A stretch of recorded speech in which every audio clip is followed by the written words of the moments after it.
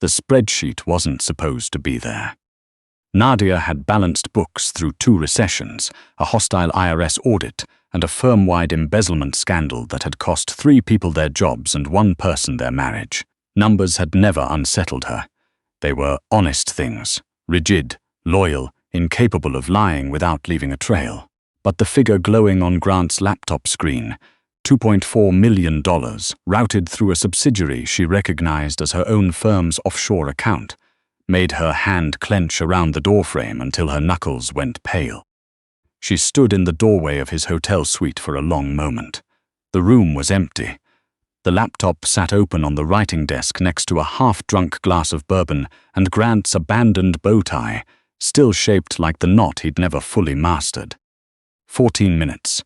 That was how long she had before the processional music was supposed to start on the rooftop terrace, 40 floors above Chicago's Magnificent Mile. Nadia walked into the room. The columns of figures made a sick, precise kind of sense the longer she stared at them. Grant's development company had been routing payments through Vellum Group, her firm's smaller subsidiary, over the course of 11 months. The transactions were beautiful in the way that financial crime often was, broken into irregular amounts, spread across 4 accounts, timed to land just below reporting thresholds. It was almost elegant. Almost. A $17 discrepancy in one of the reconciliation lines sat there like a smudge on glass. She would have caught it in any ordinary audit. The auditors at Vellum apparently hadn't. Her name was on 3 of those accounts, her signature, her firm, her license. She scrolled further. She wasn't afraid. She was furious in the cold, efficient way she reserved for problems that needed solving rather than feelings that needed managing. And then she heard the sound from the adjoining suite. Not words. Not at first. Just the low, rhythmic cadence of 2 people who had forgotten to keep their voices down, punctuated by a soft, familiar laugh she recognized because she'd heard it 100 times. At lunch, in the elevator, across conference room tables. Simone. Nadia set the laptop down exactly where she'd found it. She stood in the center of the suite for 30 seconds, breathing through her nose. The room smelled of cedar and bourbon and a floral perfume she knew was Simone's because she had been standing next to Simone for 6 hours today, helping pin her bridesmaid sash, telling her the blush silk looked beautiful. The nausea came first, then the clarity. She picked up her skirts, white Duchess satin, 63 inches of train she'd spent 4 months paying off, and walked back out the door. She didn't run. She walked back to the bridal suite on the floor below, heels silent on the hotel carpet, and sat down at the vanity and looked at herself in the mirror until the shaking in her hands stopped. The woman in the reflection looked composed, jaw set, eyes dry. She had learned that face in foster care at age 9, when composure was the only thing that belonged entirely to her. She wore it now like a second dress. Nadia, her friend Pata, knocked once and pushed the door open, already checking her phone. "We're cutting it close. You ready?" "Almost," Nadia said. Her voice came out flat and steady and entirely wrong, and Pata looked up fast. "Hey, you okay?" Nadia looked at herself in the mirror for 1 more second. Then she stood up. "Let's go," she said. The rooftop was 100 feet of white linen and cut glass, strung with warm Edison bulbs against a bruised October sky. 160 guests occupied rows of white chairs facing a marble arch threaded with autumn dahlias and eucalyptus. The city spread behind it all in gray and silver, Lake Michigan a pale smear at the edge of the horizon. Nadia walked the aisle on her own. Her father had died when she was 12. She had nobody to give her away, which had always suited her fine. She watched Grant's face as she approached. His eyes moved over her with the practiced warmth of a man who had rehearsed the expression. His sandy hair was swept back. His tux fit him perfectly because she had insisted on a proper fitting, because she had paid for it, because she had paid for most of this wedding on a forensic accountant's salary, while Grant's development projects perpetually awaited their next round of funding. 11 months, that's how long the transfers had been running. She reached the altar. He took her hands. His were warm and dry, and she thought, absurdly, that this was the last time she would ever let him touch her. The officiant began. His voice rolled out across the terrace in careful, ceremonial tones. Nadia watched a hawk ride a thermal beyond the glass balustrade and thought about the $17 discrepancy in the reconciliation line. You couldn't launder money perfectly. Nobody could. There was always a $17 mistake somewhere. If anyone has cause to object to this union— She didn't wait for the pause to stretch. I do, Nadia said. The officiant stopped. Grant's hands tightened on hers. Nadia, his voice dropped low, a warning disguised as a murmur. What are you doing? She stepped back, freeing her hands. She turned toward the rows of guests. 160 faces rearranged themselves from polite expectation into something closer to alarm. Grant has been routing payments through my firm's subsidiary accounts for 11 months, she said. The wind moved her veil. She didn't bother reaching for it. $2.4 million, moved in increments to avoid reporting requirements. My name is on 3 of those accounts. I did not authorize that. A low collective intake of breath. That is a federal crime, she continued, in the same even tone she used for client presentations. It is also, coincidentally, the reason I walked into his suite 40 minutes ago. While I was there, I had the additional pleasure of confirming that he has been sleeping with my bridesmaid. She did not look at Simone. She could feel her 3 steps to her left, in the blush silk dress, absolutely motionless. Grant's composure collapsed into something ugly and tight. You have no idea what you're— The elevator bank behind the guests made a sound. 3 separate chimes in quick succession. The doors opened. The man who stepped out first was not tall in the theatrical sense. He was simply large in a way that made the space around him contract. He wore charcoal, no tie. His dark hair was cropped close to his skull, and there was a thin scar-running jaw to cheekbone on the left side of his face that had nothing to do with an accident, and everything to do with a warning delivered to someone else, a long time ago. He moved across the rooftop without rushing, and the 4 men who came out of the elevators behind him fanned out without being told. The guests went quiet in stages, like a sound wave moving backward through the crowd. Grant made a noise that wasn't quite a word. The man reached the front of the room and stopped. He looked at Grant with the patient, evaluating stillness of someone who had already made a decision and was simply waiting for the appropriate moment to announce it. Parrish, Grant said. His voice had gone entirely wrong, airless and thin. I told you the timeline I just need. The timeline, Parrish said, was 8 months ago. His voice was low, almost unhurried. It carried anyway. You borrowed against my freight operation to fund a development project that hasn't broken ground. You laundered the deficit through a licensed accounting firm, which now makes that firm's employees material witnesses to your fraud. And you did it, apparently, while planning a wedding. He glanced briefly at the Dahlia arch. Ambitious. Grant stepped backward. His heel caught the edge of the platform, and he grabbed the officiant's arm to steady himself. Parrish didn't watch him. He looked at Nadia. His eyes were dark grey, the color of water before a storm. He examined her the way she had examined that spreadsheet, not with hostility, but with a kind of systematic attention that suggested he was cataloguing information rather than performing an emotion. You're the accountant, he said. Yes, she said. You found it.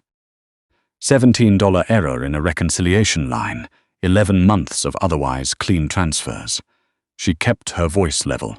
Someone at Vellum Group wasn't looking very hard. Something shifted in his expression, not warmth. Something more functional than that. How long have you known? He asked. 42 minutes. He considered that, and you still walked down the aisle. I needed him in front of a witness pool. She held Parrish's gaze without difficulty. For the same reason you came here today, I assume. You want him accountable in public. So did I. A beat of silence. Your firm is at risk, Parrish said. It wasn't a threat. It was a statement of fact, delivered like one. I know. Your license is at risk. I know that too. He studied her for another moment. Around them, 160 people had stopped breathing. I have a problem, Parrish said. He turned slightly, addressing her directly now, as if the guests had simply ceased to exist. My uncle Edmund has been contesting the transfer of my grandfather's trust. Since March, the trust controls the distribution chain for 6 ports. Edmund's argument is that I am a slight pause, operationally volatile, that I conduct business without appropriate long-term investment in stability. He is petitioning a court to impose a trustee oversight board. That would cost you control, Nadia said. That would cost me everything. His jaw was tight. The family trust has a clause my grandfather wrote in 1987. A married principal in good standing is exempt from external trustee oversight. Edmund knows this. It is why his petition was filed in March and why he has been blocking every settlement offer since. She understood before he finished. She was an accountant. She understood the architecture of a clause like that instantly, the weight of it, the precise legal leverage it represented. You need a wife, she said. I need a wife, he confirmed. Immediately, credibly, someone with a clean professional record, no criminal exposure, and no obvious incentive to fabricate an arrangement. He let that land. You, at the moment, have a professional record that could be very clean or very compromised, depending on how the next 72 hours are handled. That's a threat. That's a fact. The threat would be leaving you to handle it alone. His voice didn't change. The offer is this. I clear your name from the vellum transfers. My legal team will document that you were an uninformed third party. Because you were. In exchange, you stand beside me for 6 months. Family events, legal proceedings, whatever Edmund puts in front of a judge. At the end of 6 months, you receive a settlement that will allow you to open your own practice, free of debt, free of this. He didn't gesture at Grant. He didn't need to. And if I say no, then you spend the next 2 years in depositions explaining why your signature appears on accounts you claim you never authorized. He tilted his head, fractionally. I have very good lawyers, you do not. Nadia looked at Grant. He had stopped trying to say anything. He was white around the lips, his eyes moving between her and Parrish in rapid animal calculation. Simone had gone so still, she might have been part of the floral arrangement. Nadia looked back at Parrish. One condition, she said. His eyes didn't move. You tell me the truth about the danger I'm walking into. All of it. Not a version of it, the actual shape of it. If there's a threat to me, I need to know the source and the timeline. She held his gaze without blinking. I'm not a prop, I'm a professional. If I'm going to stand in front of a judge and convince him I belong in your life, I need to understand your life. No managed information.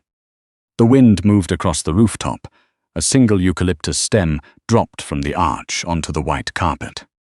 Agreed, Parrish said. He extended his hand. The knuckles were scarred. A heavy steel ring sat on his right index finger, flat-topped, unadorned. She shook it. It was that simple and that irrevocable. He looked past her to the officiant, who had gone the color of old chalk. Skip the ceremony. I'll need a witness signature on a civil license downstairs. 2 of my men will serve as witnesses. He glanced once at the rows of frozen guests with the brief, disinterested consideration of a man checking a weather report. Thank you all for coming. He put his hand at the small of her back and moved her toward the elevators. She let him. The drive north took 55 minutes. Parrish sat on the opposite side of the rear cabin with a tablet, reading. He didn't make conversation. She found obscurely that she didn't mind. She spent the drive pulling the pins from her updo with careful, methodical fingers and dropping them into the cup holder one by one. The sound they made against the plastic was precise and small. By the time the car turned onto a private road lined with bare-limbed oak trees, her hair was down and her neck ached less. The property appeared through the trees without ceremony. Stone and glass, brutally clean lines, set into a ridge above a dark reservoir. She counted 7 external cameras before the car reached the entrance. Inside, Slate floors, high ceilings, a woman named Agnes who accepted Nadia's presence with the same mild expression she might give a change in dinner reservations. Agnes showed her to a room on the second floor. Parrish disappeared into a study. The room was large and entirely impersonal. Charcoal linens, a wall of glass overlooking the water, no photographs, no clutter. It looked like a place designed to be easily vacated. She sat on the edge of the bed in 63 inches of satin train and let herself feel it. Not the betrayal. She'd already processed that. In the efficient metabolizing way she processed bad information. What she felt was something underneath it. 3 years of careful architecture, and how completely ordinary the ruin was. Grant hadn't been dramatic about it. He'd just been greedy and lazy and accustomed to her competence covering his gaps. That was the part that stuck, dull and heavy in her chest. Not that he'd betrayed her, that he'd done it so casually, as if she'd never been particularly hard to deceive. She cried for about 8 minutes. Then she stopped, because 8 minutes was sufficient, and she had a dinner with a hostile family adversary in 24 hours and a file to read before then. She couldn't reach the zipper. She twisted, reached, and got nothing but a cramp along her right shoulder blade. 48 covered buttons and a zip beneath them, and she was alone in a stranger's house, with arms that simply could not reach far enough.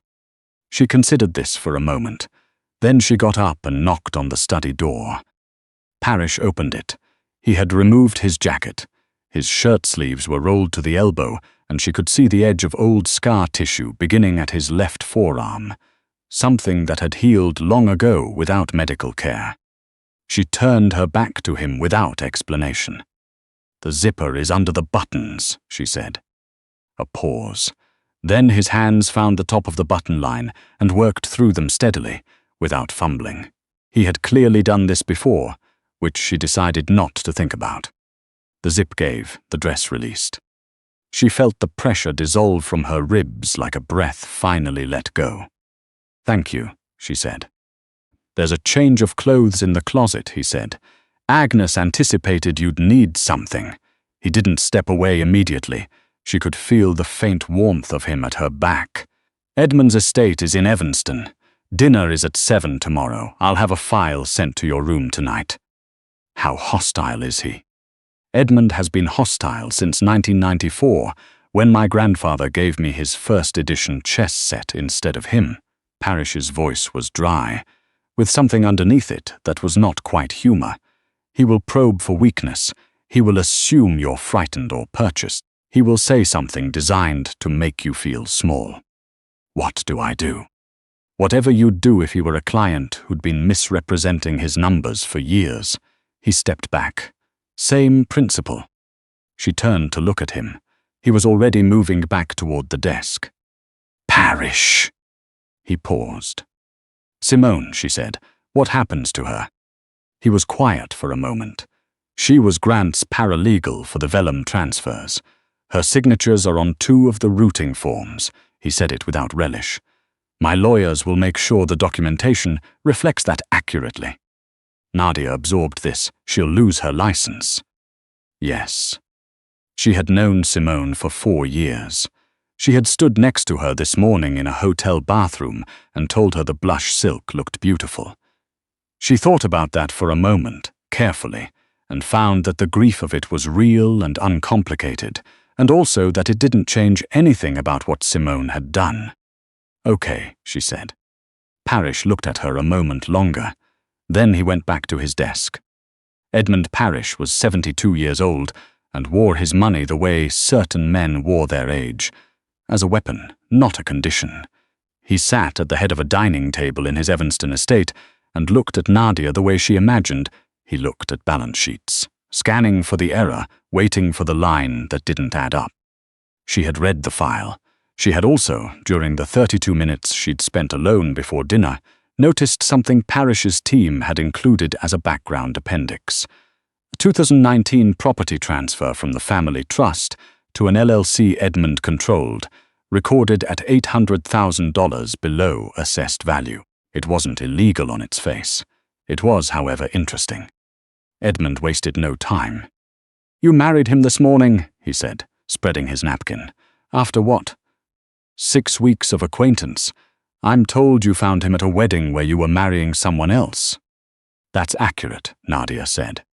And that strikes you as a stable foundation. It strikes me as efficient. She lifted her wine glass. Long courtships are a luxury for people who can afford to be uncertain. Edmund's eyes moved to Parrish. She's quick, he said, as if she weren't present. She's sitting here, Parrish said. Nadia set down her glass. Mr. Parrish, Edmund, I understand your concern. You've spent 9 months arguing that your nephew is too unpredictable to hold unilateral control of a trust managing 6 port operations and their associated revenue streams. That's a legitimate concern. I read the petition. She kept her tone even, but I also reviewed the 2019 property transfer from the Langmore Subtrust to your LLC, recorded at $1.2 million for a property the assessor's office valued at $2 million flat. She met his eyes. I'm not accusing you of anything. I'm saying that if we're examining who in this family conducts business responsibly, it might be worth having a thorough conversation. The dining room was entirely silent. Edmund looked at her for a long time. He had the same grey eyes as his nephew. On Edmund they sat in a face that had learned to hide its calculations. On Parrish they simply didn't bother. Where did you find that? Edmund said quietly. It's a matter of public record, she said. I'm very good at finding things. A sound at the far end of the table, a short, low exhale through the nose that was almost nothing.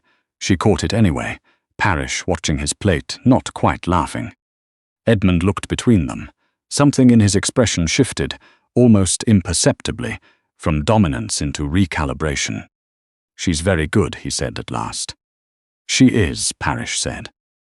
Dinner continued. Edmund did not press again. The car home was dark and rain-slicked, the city dissolving into suburbs into darkness beyond the tinted glass. Nadia's heels were off. She sat with her feet pulled up on the seat, her head resting against the cool window.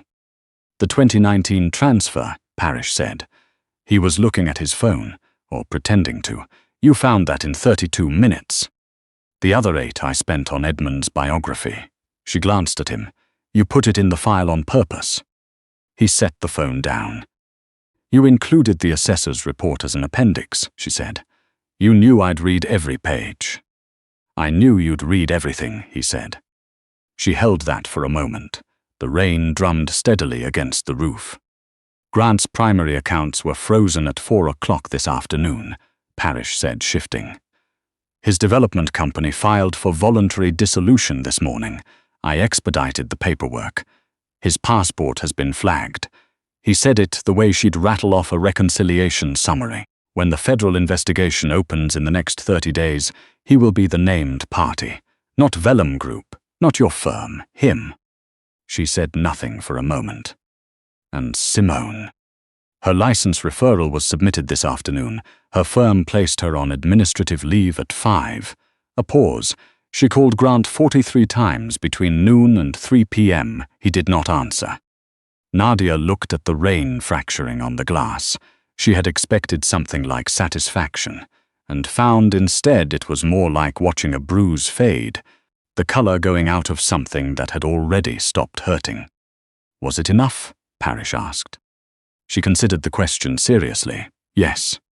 He nodded, as if she'd confirmed a calculation.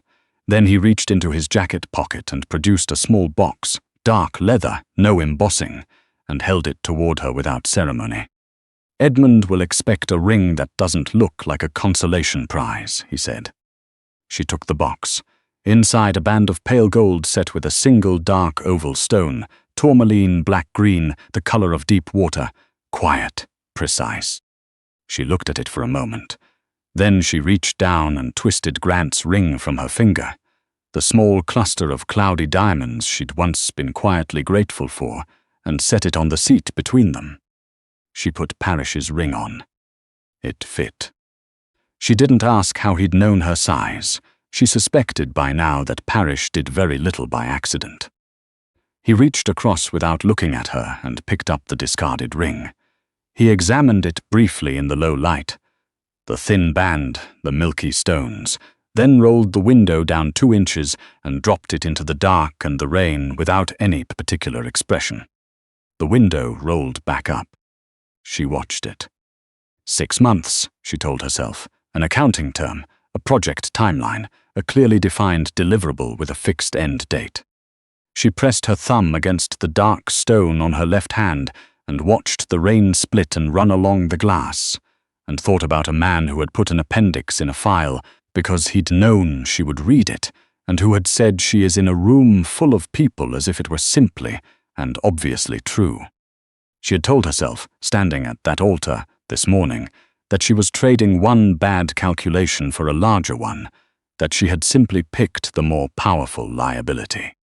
She was beginning to suspect the math was more complicated than that, and that the most dangerous part wasn't the contract, or the family, or the 6 ports, or Edmund's careful hostility. The most dangerous part was that she wasn't afraid. She thought she should be. She wasn't. And she couldn't decide yet whether that said something alarming about her situation, or something she wasn't ready to name about the man sitting 6 inches away from her in the dark, who would not explain himself further tonight, and somehow didn't need to.